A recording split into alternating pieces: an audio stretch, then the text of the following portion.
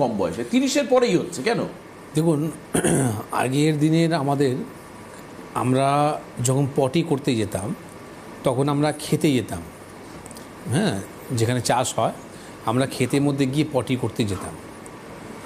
আগে আস্তে আস্তে করে এই জিনিসটা সবার বাড়িতে বাড়িতে এখন টয়লেট হয়ে গেছে, পেন ইউজ হয়ে গেছে, আমরা এখন ওই জিনিসটা বন্ধ করে দিয়েছি। ইন্ডিয়ান টয়লেট ছিল, এখন বন্ধ করে আমরা ওয়েস্টার্ন টয়লেটের মধ্যে চলে এসেছি, ঠিক না? আমার কথাটা দুটো সেন্সে আছে, আমি দুটো সেন্সটা বুঝিয়ে দেবো। আমি বলছি না আপনাকে এখন আপনি ইমিডিয়েট ইন্ডিয়ান টয়লেটটা আপনি ব্যবহার করুন, এটা নয়। আমরা কেন এটা হয় বা কেন এটা হলো, কেন আজকে এত এই যে নতুন জেনারেশনের মধ্যে এই সমস্যাটা আসছে, সেটা কারণটা বলবো কি, আমাদের যে ক্ষেতের মধ্যে যে আমরা পটি করতে যেতাম সেটা আমরা বন্ধ করে দিলাম। ইন্ডিয়ান টয়লেটের মধ্যে যে আমরা পটি করতাম সেটা আমরা বন্ধ করে দিয়েছি।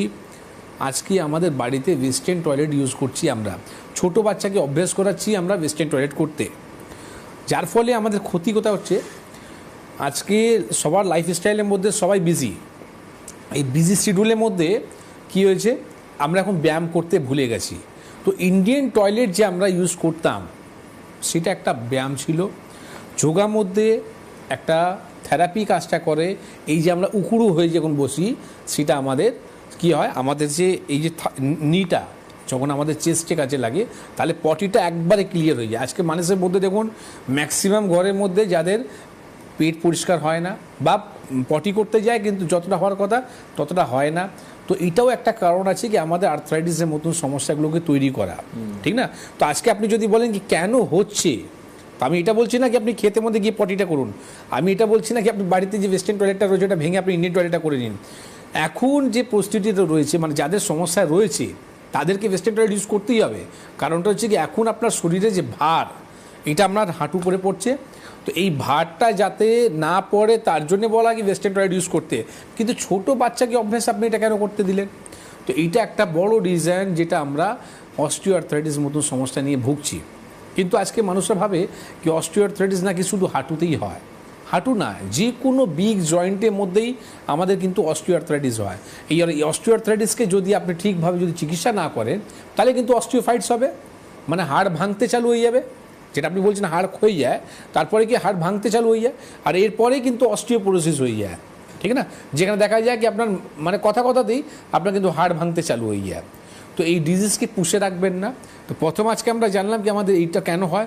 দ্বিতীয় একটা কারণ এটাও রয়েছে, আমাদের লাইফস্টাইলের মধ্যে আমরা এখন দেখবেন ননভেজের যে সংখ্যাটা এটা কিন্তু বাড়ছে, বা অ্যালকোহলের যে সংখ্যাটা মানুষের কিন্তু এটা বাড়ছে, দাম বেড়ে গেছে, গভর্নমেন্ট দাম বাড়াচ্ছে, কিন্তু তারপরেও দেখা গেল কালকে নিউজের মধ্যে দেখাচ্ছিল কি যত সেল ছিল তার থেকে কিন্তু বেশি সেল হয়েছে এই ডোলের মধ্যে, ঠিক আছে? তো এটা একটা বড় রিজন কি মানুষরা যে এই দিকে যে যাচ্ছে, যার ফলে কি হচ্ছে আমরা আজকে গরু ঘি খাচ্ছি না। তা আপনি জানেন না কি অস্টিওআর্থ্রাইটিসের মধ্যে কত উপকারী জিনিস, সেটা হচ্ছে গরু ঘি, কিন্তু পিওর কাউ ঘি লাগবে, ঠিক না? এইটা যদি আমরা খেতে যদি চালু করি তো অস্টিওআর্থ্রাইটিসের মতো সমস্যা আসবেই না। আচ্ছা, বেশ, একদম ঠিক। আমাদের খাওয়ার অভ্যাস বদলেছে, আমাদের জীবনযাপন বদলেছে, একদম ঠিক, এটা একদম বাস্তব, এটাকে অস্বীকার করার কোনো জায়গা নেই। আমরা হাপিত্তেশ করে যাচ্ছি সকাল থেকে রাত অবধি যে কেন এত রোগ বাড়ছে, কেন এত রোগ বাড়ছে। দেখুন, রোগের কারণ কিন্তু আমরা তৈরি করছি, তাই না? এই যে ডাক্তারবাবু যে কথা বললেন এটা তো ঠিক, এটা নিয়ে ফিল্মও তৈরি হয়েছে, হিন্দি ফিল্ম, এই যে মাঠে পটি করতে যাওয়া বা ইন্ডিয়ান টয়লেটে বসা, তাতে যেভাবে আমাদের পশ্চার অফ সিটিং ছিল, যেভাবে আমাদের পেটে চাপ লাগতো, বন্ধ হয়ে গেছে। আমবাদ বাড়ছে, আমরা বসছি এখন কোমোটে ওয়েস্টার্নে। তো কাজেই এটা প্রবলেম। খাওয়া দাওয়ার অভ্যাস, লাইফস্টাইল বদলেছে। মানুষ রাতের পর রাত জেগে ওয়েব সিরিজ দেখছেন, ঘুম নেই মানুষের। এরপরে রোগ আসলে রোগের দোষ, হ্যাঁ, রোগের দোষ, এরপরে আপনার দোষ নয়।